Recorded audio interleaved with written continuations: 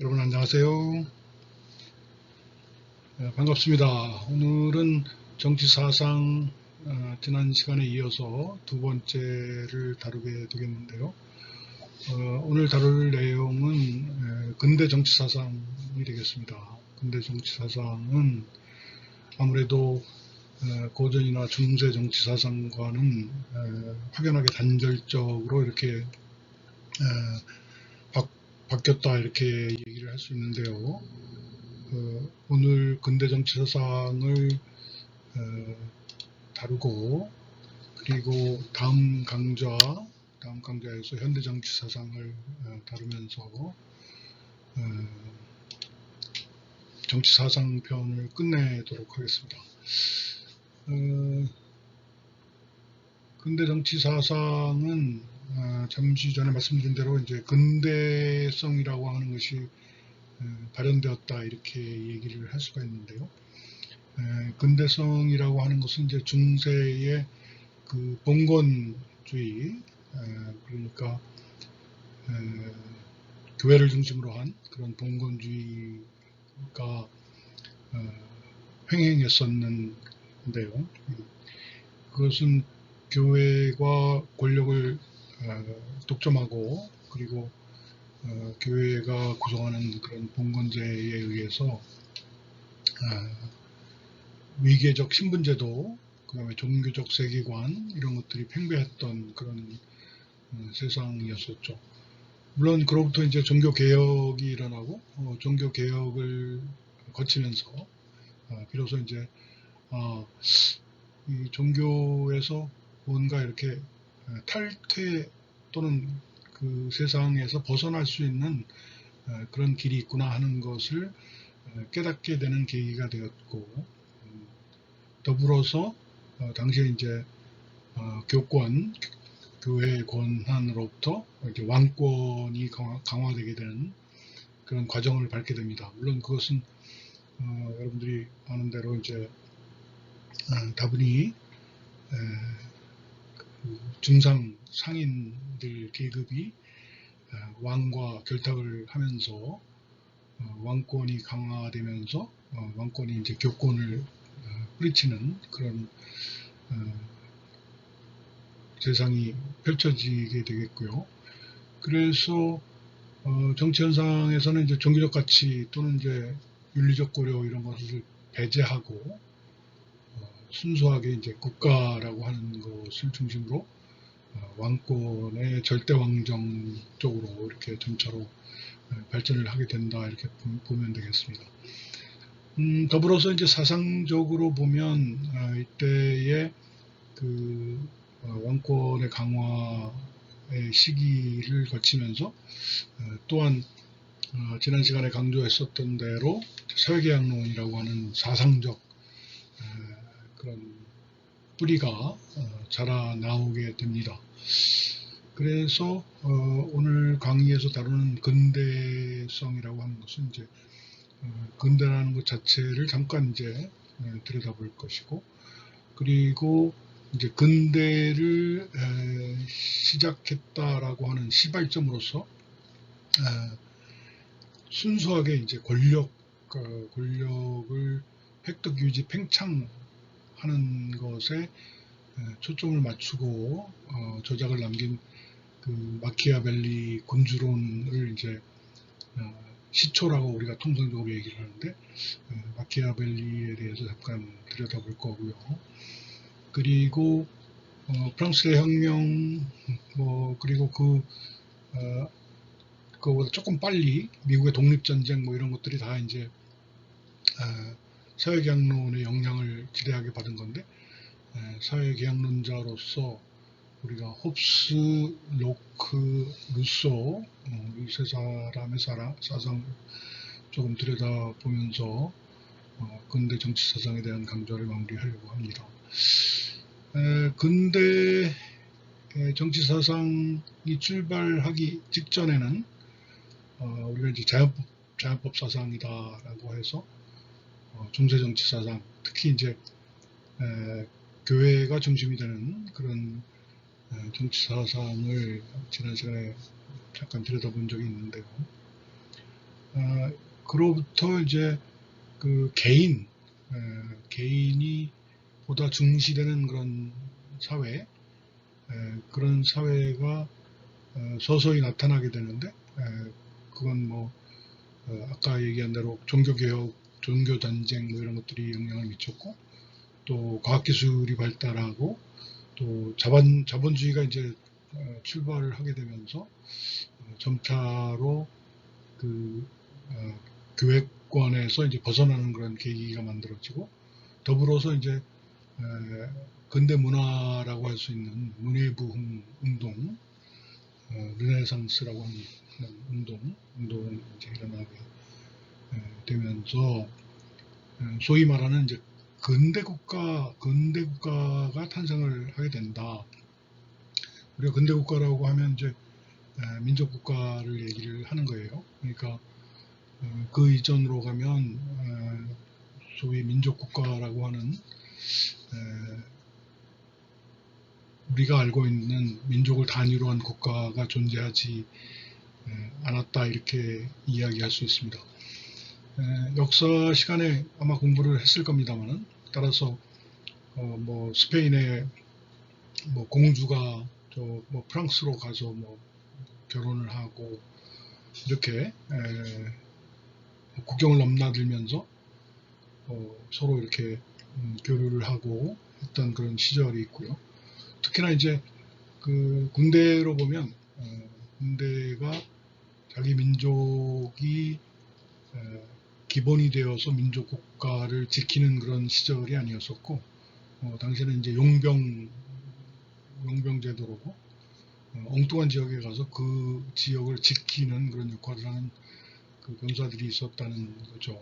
그래서 그러한 것들이 말하자면 민족국가 이전의 세상이었고, 당시에 이제 뭐 당신 어디서 왔어요? 그러면은 나는 웨일스에서 왔어요. 뭐 이렇게 대답을 하는 거죠. 그러니까 오늘날 우리가 알고 있는 민족국가, 즉 이제 어디서 왔어요?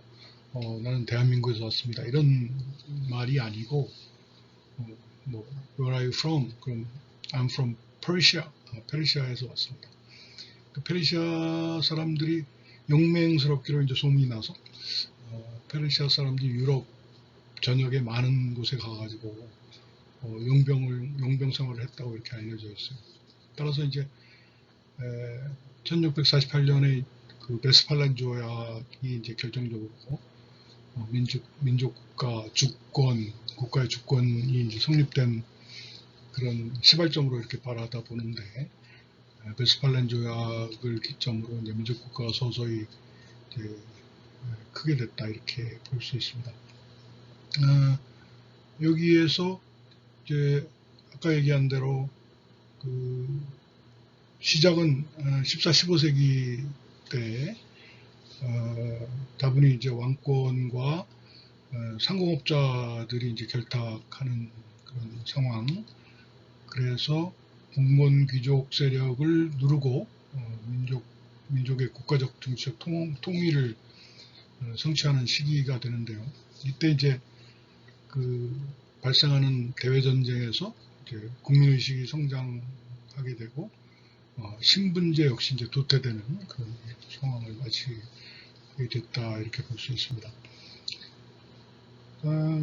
근대 민족국가의 형성에 있어서 다분히 이제 그 유럽의 전역에서 그런 운동들이 일고 있었는데, 유독 이탈리아에서 많은 이제 그 좀 뒤처져 있었어요. 그래서 당시에 이태리에서 그 분열되어 있는 그런 상황, 그런 것들에 대해서 이제 굉장히 좀 안타깝게 생각하던 그 한 인물이 바로 이제 마키아벨리라고 하는 사람입니다. 니콜로 마키아벨리는 다분히 이제 누군가 그 이태리를 강력하게 규합하고 통일하는 그런 역할을 해주면 좋겠다라고 하는 바람. 그래서 그 쓴 책이 바로 이제 군주론이라고 하는 책입니다.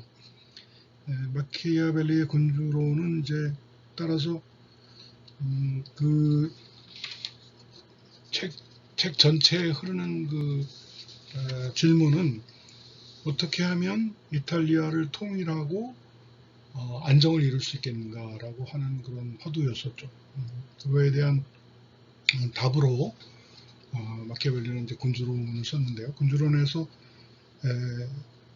마키아벨리는 강력하고 전제적인 군주를 그려놓았어요. 그래서 그런 군주만이 말하자면 마키아벨리 생각에는 이태리의 그 분열과 극심한 분열과 혼란 그리고 끊임없는 이제 갈등, 전쟁 뭐 이런 거로부터 이제 벗어날 수 있게 한다고 생각을 한 것이죠. 물론 그 군주론의 그 핵심 내용은 어떤 개인적인 도덕이나 윤리에 관련되어 있는 것이 아니라 그렇게 강력한 군주로서 국가라는 것을 생각하는 그 주체, 국가라고 하는 것을 생각하는 주체, 군주로서 하나의 그 덕목을 이야기한 것이에요. 그래서 개인적으로 이렇게 그걸 도덕윤리에다 이렇게 접합을 시켜보면 무척 그 난폭하고 교활하고 뭐 그런 군주상을 이렇게 이제 읽게 되는데 그래서 우리가 상당히 유행하는 용어로 마키아벨리즘 이렇게 얘기를 하는데 또는 뭐 저 사람은 마키아벨리 같아 뭐 이렇게 하면 통상적으로 그 의미는 저 사람은 목적을 이루기 위해서 뭐 수단과 방법을 가리지 않는 그런 사람이다. 뭐 이렇게 평을 하는데 주로 이제 사용을 하는 것을 알 수 있어요.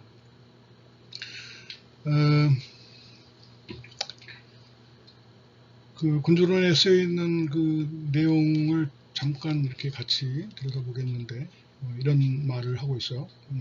백성들이 대개 짐승 같은 자들이므로 군주도 짐승의 도를 배워서 터득해야 한다.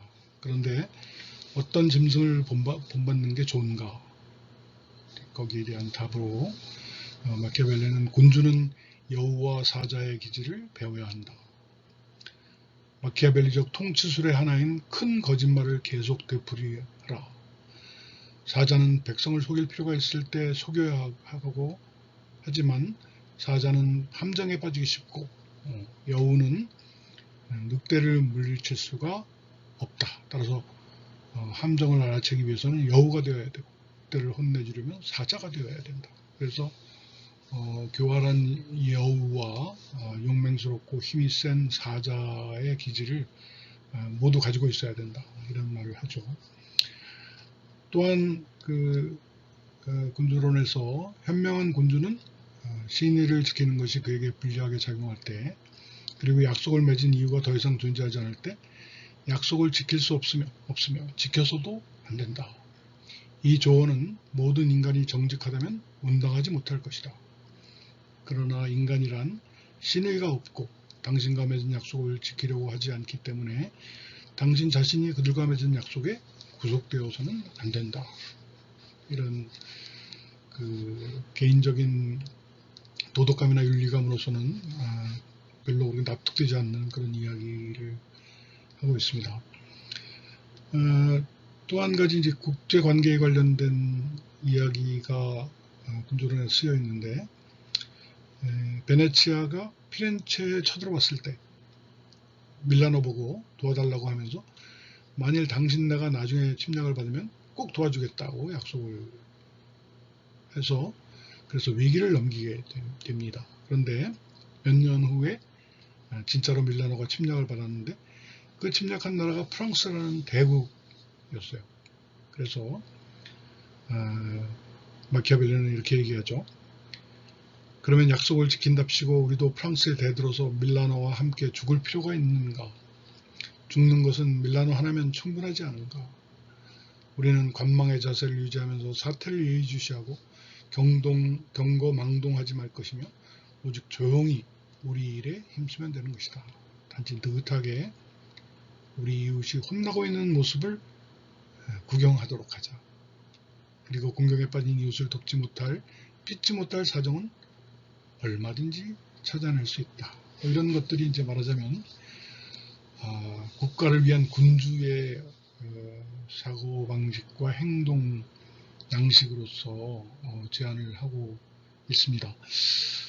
물론 개인이 그런 도덕감 윤리관을 가지고 있다면 아마 주위에 친구가 하나도 없겠죠. 그리고 아마도 뭐 사회생활을 하는데 또는 뭐 어떤 집합체 속에서 생활을 하는데 그렇게 그다지 사람들이 가까이 하려고 하지 않을 것 같아요. 그러나 국가를 생각하는 군주로서는 그런 것이 요구된다 이렇게 마키아벨리는 그에 저서 군주론에서 강조하고 있습니다. 또한 그 중요한 용어 두 가지를 이제 제안하고 있는데요. 하나는 이제 비르투라고 하는 것이고 다른 하나는 포르투나라고 하는 것이에요. 비르투라고 하는 것은 말하자면 이제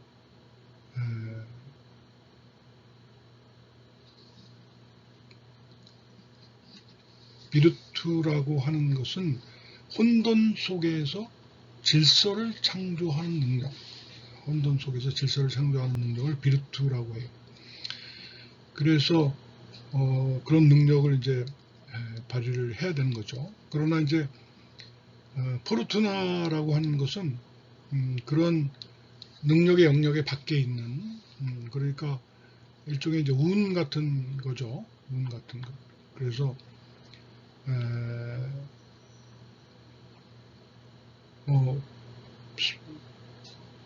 이렇게 남성 여성으로 비유를 하자면 뭐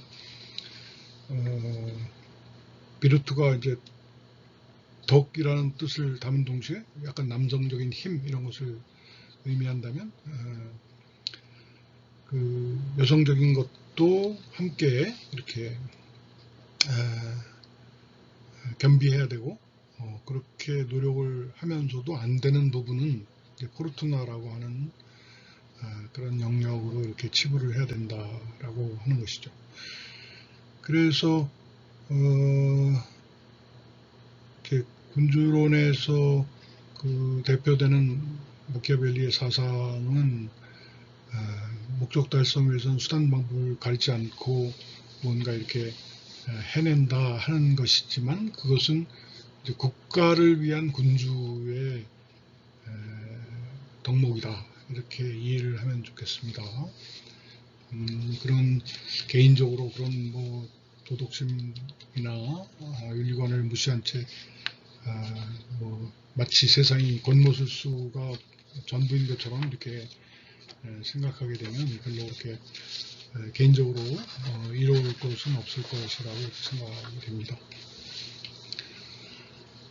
그 다음으로 이제 근대 정치 사상에서 들여다봐야 되는 내용은 몇 번에 걸쳐서 여러분들 대면 강좌에서도 잠깐 안내를 했었습니다만 프랑스 대혁명, 미국의 독립선언서 뭐 전후해가지고 사상적으로 이제 사회계약론이라고 하는 것이 이제 나타났다 이렇게 볼 수 있는데 그 사회계약론은 실질적으로 패러다임을 바꾸는 그러니까 왕권 신수론으로 대표되는 프랑스 대혁명 이전의 세상 그리고 프랑스 대혁명 이후의 천부인권설 모든 인간은 신의 피조물인데 특히 평등하게 태어났고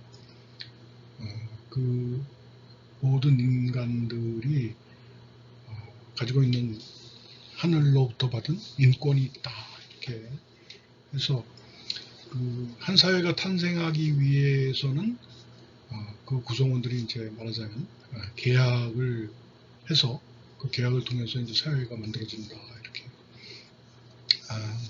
이야기를 하고 있는 것인데요. 물론 홉스와 로크와 루소 사이에 약간의 그 차이점들은 있어요.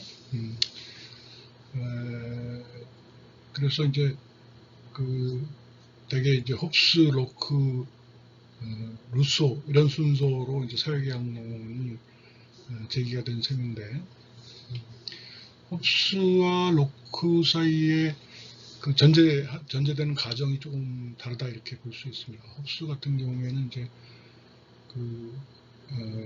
뭐 근대 사상의 출발점으로서 상당히 이제 근대를 대표하는 과학적 사고 뭐 이런 용어를 우리가 사용을 하는데요. 그러니까 뭐 과학적으로 이제 자연 상태, 그러니까 원초적으로 우리가 이제 자연 상태의 어떤 모습일까 하는 것을 이제 논리적으로 추론을 하는 거죠. 그래서 추론을 해서 그 추론된 상태에서부터 이제 말하자면 사회 계약의 모습을 만들어내는 그런 건데요. 홉스 같은 경우에는 이제 자연 상태라고 하는 것은 정글인 거예요. 정글.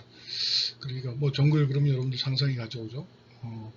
특히 뭐 정글에서 밤을 맞이했다. 뭐 그랬을 때 이제 뭐 각종 위험, 그리고 뭐 음습함, 또 괴기한 무슨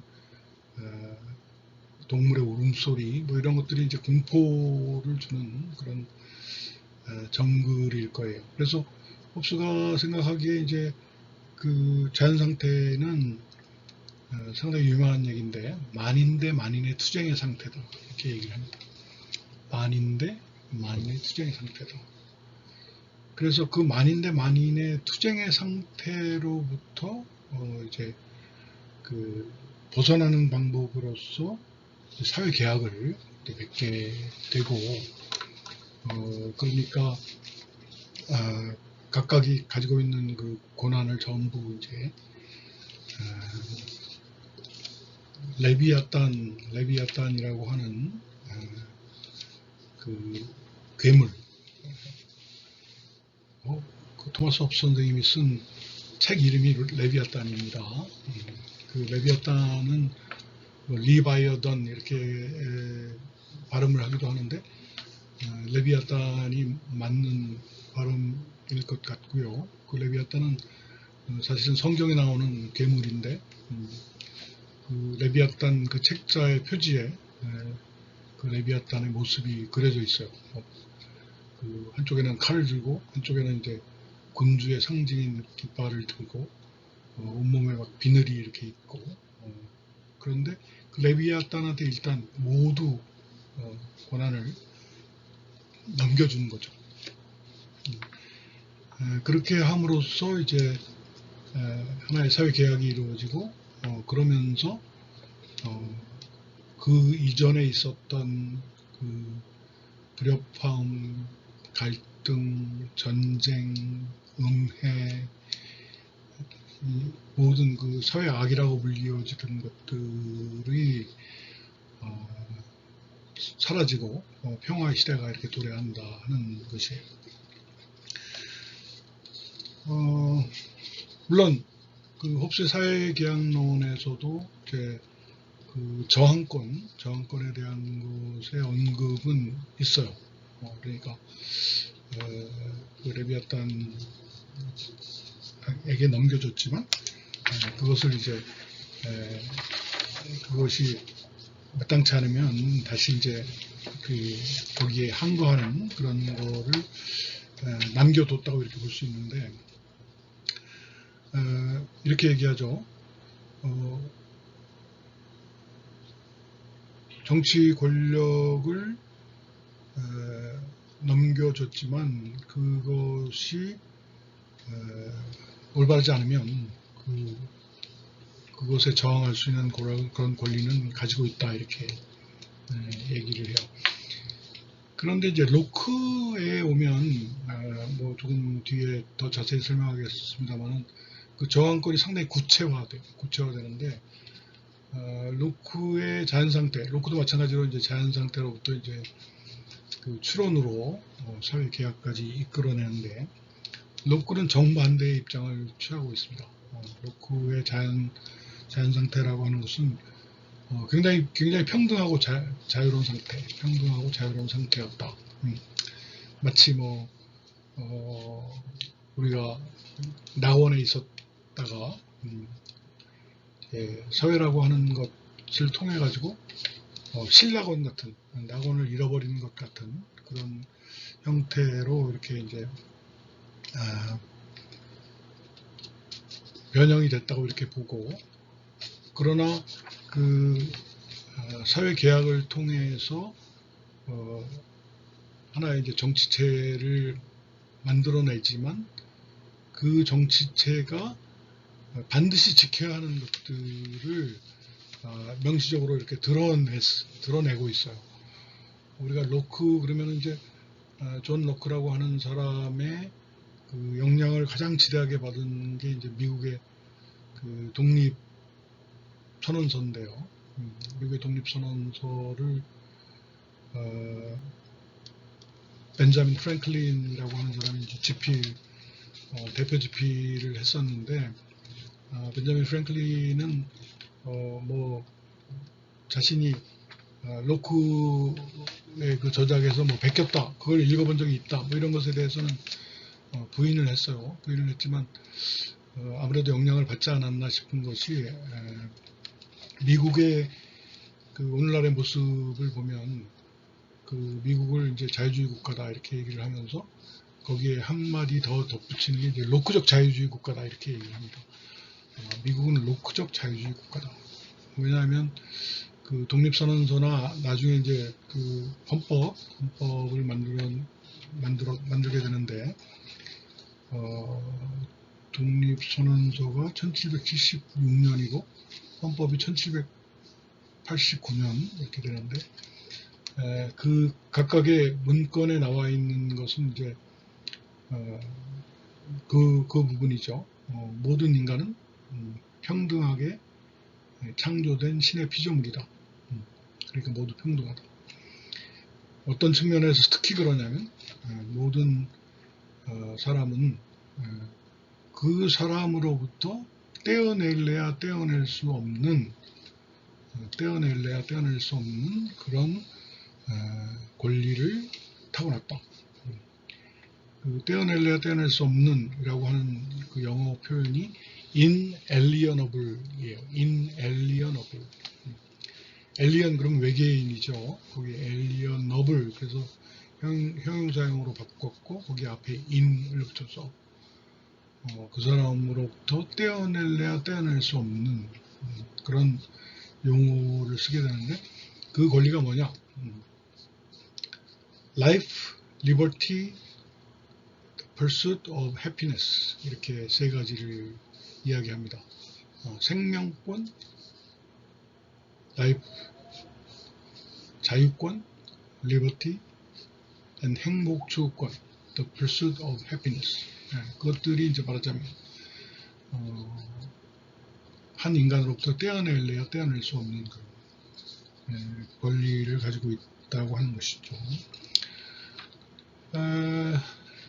그래서 로크적 자유주의에서의 그 핵심은 천부인권에 이제 가장 중요한 것을 이제 담고 있다 이렇게 보고, 더욱이 이제 거기에 그 만약에 그 구성한, 그러니까 우리의 권리를 그 천부인권을 빼놓고는 이제 권리를 양도를 했는데, 그 정치적 그 정치적으로 만들어진 정부가 제 기능을 다하지 못한다 하면 그것을 다시 되찾아올 수 있는 그런 권한을 모두가 유보한다 이렇게 이야기하고 있어요. 특히 그것 때문에 여러분들 보면은 미국이 자주 이제 그 총기 사고 때문에 뭐 뉴스가 항상 시끄럽습니다. 특히 이제 뭐 총기 난사 사건으로 뭐 수십 명이 죽고 다치고 하는 그런 사건이 번번이 일어남에도 불구하고 미국은 총기 규제를 완벽하게 할 수 없는 나라예요. 왜 그러냐면 그 총기 규제를 한다고 하는 것이 바로 이제 이 저항권의 상징인 내가 남겨줬던 그 정부에 대한 내 권리를 되찾아올 수 있는 그런 힘을 가지고 있는 최소 단위가 총기를 소지하는 것이다. 이렇게 바라다보고 있는 거죠. 그래서 미국에서의 그 총기 문제는 심각함에도 불구하고 여전히 규제가 불가능한 그런 형태에 있습니다. 마지막으로 이제 그 사회계약론의 루소, 장 자크 루소, 진 자크 루소 뭐 이렇게 불리는 분은 가장 마지막으로 18세기에 이제 뭐 계몽주의의 일환으로서 이제 등장을 하게 되는데요. 루소는 로크와 약간 그 비슷한 그런 상황인데 원래는 굉장히 그 이제 아름다운 세상이었는데 이제 근데 학문과 예술이 이렇게 발전을 하면서 그 도덕의 발전을 이룬 것이 아니고 오히려 개인의 이익만을 추구하는 타락한 근대인을 출현시켰다. 그래서 원자적인 개인 그 다음에 자기 보존의 원리로서의 그 이기주의만 팽배한 그런 사회가 됐다. 이렇게 그러다 보고 있습니다. 그래서 자연 상태에서 이제 루소는 자기 보존의 능력과 자기 완성의 능력을 가지고 있었다라고 생각을 했는데 그것에 대해서 이제 뭔가 이제 다른 그 방안을 강구를 해야 되겠다 하는 측면에서 이제 사회계약론이 만들어지는데 그 사회계약론에서 중요하게 대두되는 용어가 있어요. 그 이제 일반의지라고 하는 거죠. 그 일반의지의 실현을 위해서 노력한다는 것으로서 이제 민주적 공화주의라고 하는 것을 완성시킨다라고 하는 것이에요. 그래서 루소의 중심 개념은 다분히 이제 일반의지라고 하는 것인데 이해하기가 그렇게 간단치는 않습니다만 일반적으로 이런 의미입니다. 모든 사회 구성원이 정치적 소외와 불평등으로부터 벗어나 진정한 자유를 획득하기 위해서는 모두가 참여하는 의사형성 과정과 이 모두가 참여하는 단체에서 형성되는 의지, 그것이 이제 일반의지다 이렇게 설명을 하고 있어요. 그래서 그 루소에 의하면 일반의지라고 하는 것은 항상 정당하고 공공의 이익을 목적으로 한다라고 하는 것, 그리고 일반의지라고 하는 것은 구성원 전원의 의지를 바탕으로 해서 형성되어야 하며 모든 구성원에게 적용되어야 한다라고 하는 것. 그래서 일반의지를 이제 결국은 다수결로 판명할 수 있다 이렇게 보기는 하는데 자기 자신의 의견에 반대되는 의견이 우세를 차지했을 때도 그것은 이제 자기가 생각한 의지가 일반 의지가 아니었다는 것을 증명하는 것이다 이렇게 스스로 깨달아야 하는 것이고 이 일반 의지가 뭐 인도하고 그 이끄는 방향이 항상 현명한 것은 아니지만 왜냐하면 보통 사람들이 일반 의지를 인식할 수 있다고 보지 않아요. 그런데 누군가는 이제 계몽을 통해서 그 일반 의지를 획득할 수가 있는데 그 대표자가 이제 계몽자라고 불릴 수 있는 입법자들인 거죠. 그래서 결국은 이제 우리 루소 선생님은 모든 사회 구성원, 즉 시민이 자유를 향유할 수 있다는 민주적 공화주의의 그 일원이 되어야 된다 하는 것이고, 그 일원이 되기 위해서는 모두가 참여하고 모두가 의사표시를 하고 모두가 고민하는 그런 정치체제를 구상을 하고 있다 이렇게 볼 수 있어요. 그래서 공화주의라고 하는 것, 민주적 공화주의라고 하는 것은 사회 구성원 전체가 정치적으로 참여하고 그 다음에 의사소통을 할 수 있는 권리를 가지고 사회권과 같은 적극 참여적 권리를 중요시하면서 그 구성원들의 자기 결정이 바로 민주주의를 완성하는 것이다 이렇게 생각을 한다는 것이죠. 그래서 이 세 사람의 사회 계약론을 통해서 이제 새로운 세상이 펼쳐졌다 이렇게 볼 수 있습니다. 다음 강의에서는 현대 정치 사상 잠깐 들여다보도록 하겠습니다. 감사합니다.